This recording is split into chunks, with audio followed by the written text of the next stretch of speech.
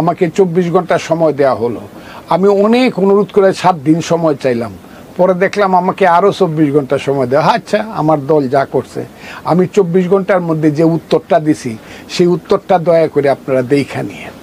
এই উত্তরটা দেওয়ার 40 মিনিটের মধ্যে আমি খবর পাইলাম আমাকে 3 মাসের জন্য দল থেকে সাসপেন্ড করা হয়েছে এবং আমার সমস্ত পদ, প্রাথমিক সদস্য পদ সাসপেন্ড করলে প্রাথমিক সদস্য পদ সাসপেন্ড করতে হয় এটা আমার জানা ছিল না। আমার অন্যান্য পদ যেগুলো আছে এগুলো সাসপেন্ড করতে পারতো, প্রাথমিক সদস্য পদ সাসপেন্ড করছে। এত আমি খুশি। আমার দল যে সিদ্ধান্ত নিচ্ছে, নিশ্চয়ই আমি ব্যক্তির চেয়ে দল বড়, দল আমার চেয়ে বড়। সেই দল আমার ব্যাপারে যে সিদ্ধান্ত নিছে আমি খুশি, দলকে আমি ধন্যবাদ জানাই, আমার কোনো কথা নাই। কিন্তু আমি আজকে একটা কথা বলতে চাই আপনাদেরকে। আমি ফজলুর রহমান, আমার 78 বছর বয়স, আমি একজন মুক্তিযোদ্ধা। আমি জীবনে কোনোদিন 1 পয়সা কারো কাছে চাঁদা চাই নাই, কোনোদিন ধান্দাবাজি করি নাই। আমি জীবনের যৌবন লুকিয়ে লুকিয়ে, পালিয়ে পালিয়ে, কাটিয়ে স্বৈরাচারের বিরুদ্ধে আন্দোলন করেছি। এরশাদ বিরোধী আন্দোলনে আমি প্রধান নেতা ছিলাম। আজকে আমি সবচেয়ে বড়ভাবে বলতে চাই, এরশাদ বিরোধী আন্দোলনে 1982, 83, 84 আমি প্রধান নেতা ছিলাম। পরবর্তী সময় আমার ছোট ভাইয়েরা, আমান, হাবিবেরা নেতৃত্ব দিয়ে কিন্তু 10 দফাটা যারা লিখেছিল সেই ছাত্র সমাজের আমি কিন্তু ছিলাম প্রধান ব্যক্তি। 10 দফা ছাত্র সংগ্রাম পরিষদের 10 দফা। সেই ফজলুর রহমান এত সংগ্রাম, এত আন্দোলন, এত কষ্ট। আমার বাড়ির সামনে গিয়া যেদিন, কথাটা খুব ক্লিয়ার, আমার বাড়ির সামনে গিয়া 8-10টা ছেলে পেলে যেদিন কুৎসিত স্লোগান দিল আমার নামে, সারা পৃথিবী যেটা দেখলো, যাকে মব জাস্টিস বলা হয়, সেই দিন আমার দল আমার বিরুদ্ধে অ্যাকশন নিল, এইসব কুৎসিত স্লোগানের বিরুদ্ধে। তা তো আমি খুশি। আমি আজকে আপনাদেরকে বলতে, কিন্তু আমার মুখ বন্ধ থাকবে না। আমার মুখের উপরে কিন্তু দল কোনো এম্বার্গো দেয় নাই। আমি শুধু বলতে চাই, আমি রাজনীতি করব এবং সঠিকভাবে রাজনীতি। অনেকে বলে আপনি কি অন্য কোনো দলে যাবেন? নো। আমি আবারও বললাম নো। এইটার আজকের যে প্রেক্ষাপট, সেই প্রেক্ষাপটে যারা মনে করে ওই যে আমি প্রথম বলেছি যে আওয়ামী লীগের লিখতে আরো 10 বছর সময়, এগুলো কে বলেছে বাংলাদেশে?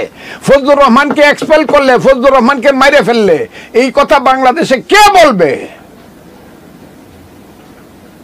এবং এটা যারা করেছেন তাদেরকে ধন্যবাদ দিয়ে বলতে চাই, না আমি এসব চিনি, কিন্তু আমি আমার সঠিক কথাগুলো বলে যাব এবং মানুষ মুক্তভাবে যে কথাগুলো শুনতে চায় বাংলাদেশের স্বাধীনতা সংগ্রামের ব্যাপারে, সেই কথা বলি আমি একদম নিষ্কণ্টকভাবে, নির্জলা সত্য কথাগুলো আমি বলে যাব আমার মতো করে। একজন পছন্দ করতে পারে, নাও করতে পারে। 1, 2 নম্বর হলো বাংলাদেশ কিভাবে বাঁচবে, বাঙালি জাতি অথবা বাংলাদেশি জাতি আমরা যাই বলি, এই কথাটার উপরে আমার কথা আছে। বিএনপি বিশ্বাস করে বাংলাদেশি জাতীয়তাবাদে, এটা সত্য। বিএনপি বিশ্বাস করে বাংলাদেশি জাতীয়তাবাদে, যেটা জিয়াউর রহমান সাহেব করে গেছে, এটা সত্য। এটা হলো রাষ্ট্র সত্তার সঙ্গে জড়িত জাতীয়তাবাদ। আর আমি যে বাঙালি জাতীয়তাবাদের কথাটা বারবার বলি, সেটা হলো নৃতাত্ত্বিক, ভাষাভিত্তিক জাতীয়তাবাদ। কাজে দুইটার মধ্যে কোনো কন্ট্রাডিকশন নাই। এখানে বাঙালিও আছে, বাংলাদেশিও আছে। আমি সেই কারণে বলতেছি, এই বাংলাদেশি বাঙালি যতদিন জীবিত থাকবে, মুক্তিযুদ্ধ ততদিন বেঁচে থাকবে। যারা মুক্তিযুদ্ধের বিরুদ্ধে বলে আজকে মুক্তিযুদ্ধকে কলুষিত করছে, অপমান করছে, অন্ধকারে নিয়ে যাচ্ছে, যারা মুক্তিযুদ্ধকে ছুঁড়ে ফেলে দিতে চাচ্ছে, তাদের বিরুদ্ধে আমি আবারও বলতে চাই, যতদিন আমি বেঁচে আছি, যারা মুক্তিযুদ্ধের বিরুদ্ধে কথা বলে, স্বাধীনতা সংগ্রামের বিরুদ্ধে যারা কথা বলে, সেই জামাত শক্তি, সেই আলবদরকে যারা ভুলতে পারে নাই, সেই রাজাকারের, সেই 1971 সনের শত শত বুদ্ধিজীবীকে হত্যা, সেই হাজার হাজার মা বোনের দর্শনের কথা, লাখ লাখ মানুষকে হত্যার কথা পাক বাহিনীর সাথে মিলে যারা ভুলতে পারে নাই, তারা যদি এখনো বলে, আমার শেষ নিঃশ্বাস পর্যন্ত যারা মুক্তিযুদ্ধের বিরুদ্ধে বলবে, তাদের বিরুদ্ধে আমি দাঁড়াবো। কথা খুব ক্লিয়ার। আর আমি প্রগতি পক্ষে থাকব। আমি বাংলাদেশের 72-এর সংবিধান, যে 72-এর সংবিধান 30 লক্ষ লোকের রক্তের আকরে লেখা, এবং আমি খুব খুশি আমার দল বিএনপি 72-এর সংবিধান যাতে বাতিল না করে তার পক্ষে দাঁড়াইছে। এবং এই কারণে এতদিনে তারা সুরিয়া ফেলে দিয়ে এনে পূর্ব পাকিস্তান লিখে দিত। আমি সেই কারণে আমার দল বিএনপির প্রতি সাংঘাতিকভাবে আমি শ্রদ্ধাশীল। বিএনপি জায়গাতে দাঁড়াইছে, সেই গণতন্ত্র, সমাজতন্ত্র, ধর্মনিরপেক্ষতা, জাতীয়তাবাদে বিশ্বাসী ব্যক্তি আমি চাই এরপরও যদি কোনো গ্যাপ থেকে থাকে সংবিধানে, সেই সংবিধান ছুঁড়ে ফেলে দেওয়া নয়, সংশোধন করা হোক, আরো 2টা নীতি লাগাই লওয়া হোক। আমি তো না করি না, কিন্তু it must be through a process of parliament, সংসদের আইনের মাধ্যমে এটা হইতে হবে, এটা লাগুক, আমার কোনো আপত্তি নাই। এবং আমি এটাও চাই, আজকে চাই এবং আগামী দিনে চাবো, প্রত্যেক দিন আমি চাবো এই দেশ একটা সুস্থ অবস্থার মধ্যে দিয়ে আসুক। এইটা কোনো দেশ না, এদেশে বাজারে গেলে আগুন লাগছে, এদেশের রাজনীতিতে আগুন লাগছে, এদেশের সমাজে আগুন লাগছে, এই দেশে কোনো মানুষ নিরাপদ না। কোনো মানুষ এখন বিশ্ববিদ্যালয়ের ছেলেরা, ওই ইঞ্জিনিয়ারিং ইউনিভার্সিটির ছেলেরা মিছিল করে আইসে লাঠি পিঠা খাইতে হয়। এখনো আমি এটা চাই না। আমি চাই না এই দেশ অশান্ত থাকুক। আমি চাই না ঢাকা বিশ্ববিদ্যালয়ে গোলাম আজম আর নিজামীদের ছবি দিয়া বলুক যে গোলাম আজমের বাংলায় মুক্তিযুদ্ধের স্থানে, এই স্লোগানে আমি শুনতে চাই না। আমি রাজাকারী কোন স্লোগান আমি এদেশে শুনতে চাই না। আমি মুক্তির স্লোগান শুনতে চাই, প্রগতির স্লোগান শুনতে চাই। আর আমি নতুন প্রজন্মকে আমি আহ্বান করতে চাই, হে বাংলার নতুন প্রজন্ম, তোমরা আমার সন্তান, আমাদের সন্তান। আমরা এই দেশটা স্বাধীন করেছি বলে এই দেশটার নাম বাংলাদেশ। এই দেশে তোমরা আজকে লেখাপড়া করো, বিশ্ববিদ্যালয়ে, কলেজে, স্কুলে। আমি তোমাদেরকে অনুরোধ করব, সব গান গাও, সব কিছু করো তোমাদের মতো করে। আজকে নতুন গান হয়তো বা আমরা বুঝি না, তোমরা বুঝো, ভালো লাগে, করো। তোমরা ড্রাম বাজাও, এত কোনো আপত্তি নাই। কিন্তু এই অশ্লীল যে স্লোগানগুলো তোমরা দেও, এখন যেটা শুরু হয়েছে, সেই অশ্লীল স্লোগানগুলো থেকে তোমরা আল্লাহর ওয়াস্তে বিরত থাকো। না হয় জাতি হিসাবে আমাদের মাথা নত হয়ে যাচ্ছে, পৃথিবী আমাদেরকে অমানুষ হিসাবে, অসভ্য হিসাবে ট্রিট করছে। 1 2 নম্বর হলো, আজকে নতুন প্রজন্মকে আমি অনুরোধ করব, মুক্তিযুদ্ধের ইতিহাসটা পড়ো, মুক্তিযোদ্ধার ইতিহাস পড়ো। প্রত্যেক ঘরে ঘরে, প্রত্যেক এলাকায় প্রত্যেকটা মুক্তিযোদ্ধার একটা ইতিহাস আছে, সেইটা পড়ো। এইটা পড়ে তোমরা মুক্তিযুদ্ধকে বাঁচাও, দেশকে বাঁচাও। এবং আমি যতদিন বেঁচে থাকবো মুক্তিযুদ্ধের সঙ্গে থাকবো, দেশের মানুষের সঙ্গে থাকবো, প্রগতির সঙ্গে থাকবো, আলোকিত সমাজের সঙ্গে আমি থাকতে চাই। আমি অন্ধকারের দিকে, মধ্যযুগের বর্বরতার দিকে দেশ চলে যাক, আমি এটা চাই না। আমি তাই বলছি, আমি এই জায়গাতে আমি পলিটিক্স থেকে কোনোদিন বিরত হব না, কথা আমার খুব ক্লিয়ার। যারা ফেসিস বলেন, আমি 1 নম্বরে ফজলুর রহমান হাসিনা সরকারকে ফেসিস সরকার বলেছি। এরপর থেকে আমার যে টকশো, এই টকশোর সাক্ষী হলেন আপনি আমার কত টকশো নিয়েছেন অফুরন্ত, এবং আপনি আমাকে টকশোতে ইন্টারেস্টেড করেছেন এবং মানুষের কাছে প্রাথমিকভাবে পরিচয় করেছেন। আমি আজকে আপনাকে বললাম, আপনার যুগান্তর ইউটিউবে আপনি করেছেন, আপনি জানেন আমি কি করেছি, কত শক্ত শক্ত শক্ত শক্ত কথা বলেছি। এবং 2024 সনের 7ই জানুয়ারি যখন শেষ পর্যন্ত ইলেকশন করেই ফেললো হাসিনা সরকার, আপনি এসেছিলেন। আমি আপনাকে একটা সাক্ষাৎকার দিলাম 8ই জানুয়ারি রাতের বেলায়। আপনি তো এসে বললেন যে 5 বছর তো শেখ হাসিনা থাকবে, তার তো এখন সে সার্টিফিকেট পেয়ে গেছে, কনফার্ম। আমি তখন বলেছিলাম শেখ হাসিনা 6 মাসের বেশি থাকতে পারবে না। এগুলো কি বলবো আজকে, আমি কথা বললে পরে আমার চোখে পানিও আসে, মনে আবেগও আসে। আমার কথা কোটি কোটি মানুষ এই দেশে শুনে।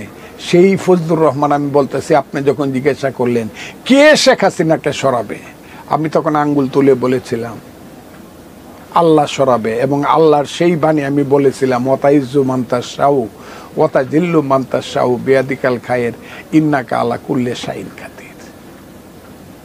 আর করবে কে? আল্লাহর সৃষ্ট আশরাফুল মখলুকাত মানুষ তাকে সরাবে। এবং 6 মাসের মধ্যে, না হইলেও 7 মাসের মধ্যে, জুলাই মাসের 5 তারিখ থেকে 6 মাস যাওয়ার সঙ্গে সঙ্গেই শেখ হাসিনার বিরুদ্ধে যে আন্দোলনটা শুরু হইল, নির্দোষ একটা আন্দোলন, কোটা আন্দোলন। এই প্রথম আমি বক্তৃতা করে বললাম, বাবারা তোমরা শুধু কোটা চাও, চাকরি চাও, তোমরা এইটাও আপনার কাছে আছে, এটা আমি জানি। তোমরা এই দেশে গণতান্ত্রিকভাবে ভোট দিতে চাও না, গণতান্ত্রিক অধিকার চাও না। যদি চাও তাহলে কোটার সঙ্গে গণতন্ত্রের স্লোগানটা দাও। ধীরে ধীরে এমন একটা পর্যায়ে পৌঁছলো, রংপুরের একজন ছাত্র নেতা শহীদ হলেন, তার নাম হলো আবু সাইদ। আপনার মনে থাকার কথা, আমি বললাম আবু সাইদ হবে 21 শতাব্দীর বীর শ্রেষ্ঠ। এখন কত লোকে বলে, আমি তো আর বকাটা দিতে চাই না, আমি বকতে পারি নাই, বকবে কে বাংলাদেশের এইসব যুবক ছাত্রদেরকে, কারণ আমি তাদের দাদার বয়সের, আমি তো যুদ্ধ করে দেশ স্বাধীন করছি, 78 বছর বয়স, আমি মরি না কেন, আমি তো সবাইকেই বকবো, আমি এই দেশের গার্জেনের একজন। আমি প্রথম টাইটেল দিছি আবু সাইদ হবে বাংলার বীর শ্রেষ্ঠ একবিংশ শতাব্দী। কত কথা না, এখন বলে আমি নাকি শহীদের ব্যাপারে বাজে কথা বলছি, না আমাকে এই কথা কয়েই তো করলো। আমি সেই আবু সাইদের পরে আন্দোলন সংগ্রাম হলো প্রতিদিন, এবং শেষ দিন 4 আগস্ট 2024 সনে আপনি আসলেন, এইখানে সাক্ষাৎকার দিয়ে বললাম, আপনি সাক্ষী যে শেখ হাসিনার সরকার আগামীকাল 24 ঘন্টা, আগামীকাল বললাম না, বললাম 24 ঘন্টার মধ্যে চলে যাবে, এই একটা সময় আপনি আসলেন। বলে আপনি এত নির্দিষ্ট করে, তো শিওর নিশ্চিত করে কেমন করে বলেন? আমি বললাম, আমি বলি না, আল্লাহ আমাকে বলায়, কারণ হাসিনা সরকার উত্তর সিরানা হয়ে গেছে, এই বাংলাটাই কইছিলাম, উত্তর সিরানা, মুসলমান মরার আগে যেমন উত্তর সিরানা করে হাসিনা, এবং 24 ঘন্টার মধ্যে চলে গেছে। আল্লাহ আমার মুখকে অসম্মানিত করে নাই, আমার স্রষ্টা। হাসিনা চলে গেল, হাসিনা চলে যাওয়ার পরে আমার চেয়ে খুশি ব্যক্তি, সুখী ব্যক্তি আর কেউ ছিল না। ইটনা মিটিং করলাম 10ই আগস্ট, মিটামন মিটিং করলাম 11ই আগস্ট, যেখানে হাজার হাজার মানুষ পেট্রোল নিয়ে গেছিল আব্দুল হামিদে বাড়ি পুড়বার জন্য, আমি পুড়তে দেই নাই। অষ্টগ্রামের মিটিং করলাম 12 তারিখ, মানুষকে বললাম শান্ত থাকো। সেই 10, 11, 12 আগে 5 দিন হয়তো বা কিছু কিছু কর্মীরা হোক আর অন্যরা হোক, মানুষের উপরে, আওয়ামী লীগের উপরে হোক আর অন্য মানুষের কিছু অত্যাচার করছে। এরপর থেকে আমি এখন চ্যালেঞ্জ করছি, এবং বাংলাদেশের সমস্ত সাংবাদিকদেরকে আমি হাত জোর করে বলছি, ইটনা অষ্টগ্রাম মিটামনের মতো এত শান্ত এলাকা বাংলাদেশে এখন কোথাও নাই। এবং এইটা কারণ হইলো, ওই যে আমি বলছি এখানে কিন্তু কোনো চান্দাবাজি দান্দাবাজি চলবে না, আমি কিন্তু ফজলুর রহমান বইলা গেলাম, সেইভাবে চলতেছে। এরপরেই হঠাৎ করে দেখলাম একদল লোক বলা শুরু করলো নির্বাচন হবে না। কেন হবে না? আমরা কি শুধু ইলেকশনের জন্য আমরা আন্দোলন করছি? নির্বাচন দেওয়ার জন্য আমরা সংস্কার করব। সমন্বয়ক হইল, সেই সমন্বয়করা দেখলাম এরা একে একে সব নেতা হয়ে গেল। আমাদের যে 158 জন সমন্বয়ক ছিল আন্দোলনের সময়, দেখলাম এরা দাবি করে বসলো আর কেউ কোনো আন্দোলন করে না, আমরাই সব করছি। তখনই আমি বলা শুরু করলাম, না আপনারা সব করেন নাই। গত 15 বছর যাবত জমিটা সৃষ্টি করছে বিএনপি, জমিতে বীজ ফেলাইছে বিএনপি, রোয়া লাগাইছে বিএনপি, এই জমিতে ধানে পানি দিছে বিএনপি, কাঁচা ধানে তেল দিছে বিএনপি, ক্ষেতের ধান হলুদ করছে বিএনপি, সেইটা আপনারা কাইটে দিছেন, আপনারা হইলেন দাওয়াল, এবং সেই দাওয়াল হিসাবে আপনারা 1 ভাগ পাবেন, সব ভাগ তো আপনারা পাবেন না। বাংলাদেশের মানুষ যে লাখে লাখে আন্দোলনে গেছে, সেই আন্দোলনে গেছে বিএনপি সহ অন্যান্য বিরোধী দলের সবার এখানে অবদান আছে, এককভাবে কারো অবদান না। এবং আমি বলেছিলাম সেই আন্দোলনটা ছিল গণতন্ত্রের জন্য, সেই আন্দোলনটা মূল স্লোগান মানুষ কেন গেছে, 1 দফা 1 দাবি, শেখ হাসিনা কবে যাবে। এই স্লোগান যখন হলো, তো শেখ হাসিনা যখন কবে যাবি, শেখ হাসিনা হলো কেন্দ্রীয় সরকার, সেই কেন্দ্রীয় সরকার গেলে তো আরেকটা কেন্দ্রীয় সরকার আসবে, ইন্টারিম গভর্নমেন্ট জনাব ইউনূস সাহেবের নেতৃত্বে আসবে, এর চেয়ে তো 120 দিনের মধ্যে ইলেকশন হবে। সেই ইলেকশনে যারা মেজরিটি হয় তাদের হাতে ক্ষমতা না দিয়া প্রথমে ছেলেরা বলা শুরু করলো, পরে যারা এনসিপি করছে আমাদের সন্তানের মতো ছেলেরা, তারপরে জামাত ইসলাম তাদের আসল রূপ নিয়ে আবির্ভূত হইল।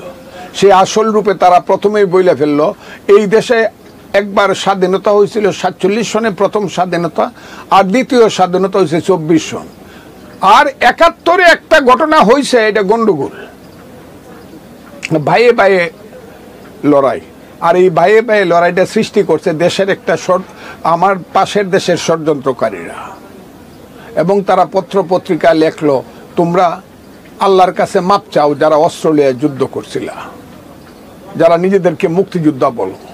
সেই দিন থেকে আমি বললাম, এই রাজাকারের বাচ্চারা আমারা যে বলেন যে আপনি বকেন কেন, আমি আল বদরের বাচ্চাদেরকে বললাম, এই এখনো কিন্তু মুক্তিযোদ্ধারা জীবিত আছে, এই বাজে কথা বললে কিন্তু আরেকটা মুক্তিযুদ্ধ হবে। তারপরে জামাত শিবিরের বিরুদ্ধে, সাম্প্রদায়িক শক্তির বিরুদ্ধে আমার সংগ্রাম ইউটিউবের মাধ্যমে, মিটিংয়ের মাধ্যমে, কথার মাধ্যমে, মিছিলের মাধ্যমে আমি করেছি। এবং এই সংগ্রাম করতে করতে যখন মানুষ মনে করেছিল জামাত বোধহয় ৭১কে ধ্বংস করে দিবে, মুক্তিযুদ্ধকে জামাতিরা এবং স্বাধীনতা বিরোধীরা ধ্বংস করে দিবে, একমাত্র ফজলুর রহমানের নেতৃত্বে ইউটিউবের কথার যে জোর, আমার বক্তব্যের জোর, এবং এরপরে আমার পাশে দাঁড়াইলো, আমি বলতে পারি এখন ৫০ জনের নাম যারা সারা বাংলাদেশে বলতেছে মুক্তিযুদ্ধ মুক্তিযুদ্ধ মুক্তিযুদ্ধ, রাজাকার রাজাকার, আলবদর আলবদর, এখন কমন কথা হয়ে গেছে, এই আলবদরের বাচ্চা, রাজাকারের বাচ্চা। কিন্তু আমি আর এখন আলবদরের বাচ্চা, রাজাকারের বাচ্চা বলিও না, বলতেও চাই না। কেন বলতে চাই না জানেন? আমি জামাতকে বললাম সোজা পথে ফিরে আসেন। আপনি ইসলাম চান, ইসলামের নামে আপনি পাবলিকের কাছে যান, গিয়া ম্যানিফেস্টো দিয়া বলেন আমরা ইলেকশন করব, আপনারা ইসলামের ভোট দিলে আমরা শরিয়া আইন, কোরআনের আইন করব। কোন? আমি ওই ব্যাখ্যায় পরে যাব, ওইটা আমি আজকে কইহেন তো এটা ব্যাখ্যা কোন? পাবলিক যদি আপনাকে ভোট দেয়, আপনি রাষ্ট্র ক্ষমতায় যান, আপনি প্রধানমন্ত্রী হন, দেশ চালান। আর আমি ফজলুর রহমান, আমি বিএনপি করি, শহীদ জিয়ার দল, শহীদ জিয়া মুক্তিযুদ্ধের ঘোষক ছিলেন, সেই শহীদ জিয়ার দলের মূল কথা হইল গণতন্ত্র। সেই গণতন্ত্রের পক্ষে মানুষকে গিয়া বুঝাবো। মানুষ যদি গণতন্ত্রের পক্ষে, তার ভাত কাপড়ের পক্ষে, তার শিক্ষা শেষে চাকরির পক্ষে, যদি ধর্ম নিরপেক্ষতা, শুনো হে মানুষ ভাই, সবার উপরে মানুষ সত্য, তার উপরে নাই, যদি ভোট দেয়, আপনার সঙ্গে আমারও হবে, তাইলে আমি দেশ চালাবো। আসেন না ভোট করি, কারে দিই না। তারা জানে ভোট করলে তারা ভোট পাবে না, কারণ ৭১-এর বিরুদ্ধে বইলা, মুক্তিযুদ্ধের বিরুদ্ধে বইলা, স্বাধীনতা সংগ্রামের বিরুদ্ধে বলা, স্বাধীনতা সংগ্রামের নেতাদের বিরুদ্ধে বইলা, মুক্তিযোদ্ধাদের বিরুদ্ধে বলে দেশে কোনো লোক, কোনো দল ভোট পাবে না। জামাত এটা জানে। এরা আগে যদি পাইতো ৭% ভোট, এবার তাদের ভোট যত শক্তি দেখাক, যদিও তারা সারা দেশ দখল করে বসে আছে, সমস্ত অর্থনীতি তাদের দখলে, সমস্ত কলেজ বিশ্ববিদ্যালয় তাদের দখলে, সমস্ত প্রশাসন তাদের দখলে। তাও আমি চ্যালেঞ্জ করছি জামাত ইলেকশনে আসুক, জাতীয় নির্বাচন, এইসব পিআর সিআর এইসব না কইয়া, ডংডাঙ্গের কথা না। হ্যাঁ, আমাদের দেশে আমরা যখন মুক্তিযুদ্ধ করি, আমার সাথে না, অন্য দলে দেখতাম মুক্তিযোদ্ধারা যদি কইছে কালকে অপারেশনে যাওয়ান লাগবো পাক বাহিনীর বিরুদ্ধে, ২-৪ জন মুক্তিযোদ্ধা কইছে আমার খুব মাথা ব্যথা, পেট বিষ করে, 2টা রোগই দেখা যায় না। জামাত যদি বলে ইলেকশনে গেলে যদি তার পেট ব্যথা করে আর মাথা ব্যথা করে, পিআর চায়, সিআর চায়, কি সংস্কার তারা গত 12 মাসে করছে? আর সংস্কার করতেছে কারা? সংস্কার করতেছে 19 জন লোক, যাদের সবাই হইল বিদেশি পাসপোর্টধারী, এবং তার মধ্যে প্রধান নেতা হইল ডক্টর আলী রিয়াজ, যিনি মার্কিন নাগরিক। আমার দেশের সংবিধানটাকে যিনি ছুঁড়ে ফেলে দিতে চায়। যদি বিএনপি না থাকতো, বাধা যদি না দিত, তাহলে তো এই দেশের সংবিধান এতদিন ছুঁড়ে ফেলে দিত। আমি এইসব কথাগুলা বলার ফলে এই দেশে সাম্প্রদায়িক শক্তি প্রমাদ গণছে। যখন ছাত্র দল বিশ্ববিদ্যালয়ে স্লোগান দিতে গেছে, করতে গেছে, ছাত্রদলকে আমি কিভাবে সমর্থন করছি বক্তৃতা করিয়া। আর ছাত্র শিবিরের সেই সব ছেলেরা যখন গোলাম আজম, নিজামি, কাদের মোল্লার ছবি টানাইছে, মুজাহিদের ছবি, আমি ইউটিউবে বক্তব্য করে, এই রাজাকারের বাচ্চারা ছাড়া তো গোলাম আজমের ছবি কেউ টাঙ্গায় না। এবং তারপরে স্লোগান শুরু হইল কি, ঢাকা বিশ্ববিদ্যালয়ে অনেক ছেলেরা স্লোগান দিল, তুমিও জানো আমরাও জানি, জামাত হলো পাকিস্তানি, শিবির হইল পাকিস্তানি। এই যে শিবির হইল পাকিস্তানি, জামাত হলো পাকিস্তানি, এই মুখের ভাষাটা তো আমি দিছি, ফজলুর রহমান, আলবদর রাজাকারকে আমি দিছি। সেইটা কোয়ার ফলে জামাত গত 6-7 মাস যাবৎ বারবার বিএনপিকে অনুরোধ করতেছিল।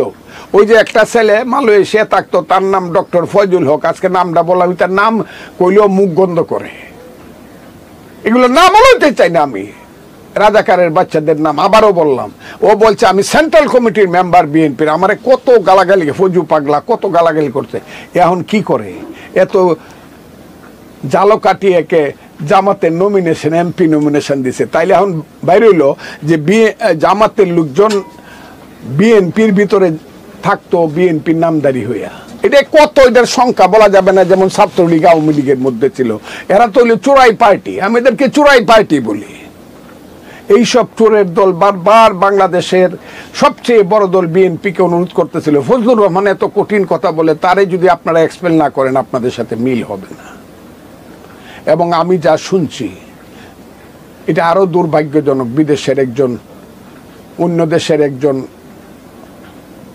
লোক এসেছিলেন, সে মন্ত্রী হতে পারে, মন্ত্রী বা উপপ্রধানমন্ত্রী যেই এসেছিলেন, তারা সবাই যখন দেখলো ফজলুর রহমানকে আর কিছু করা যায় না, দুর্ভাগ্যজনক ওই লোকটা থাকতে থাকতে, এই বাংলাদেশে থাকতে থাকতে আমাকে শোকজ নোটিশ করা।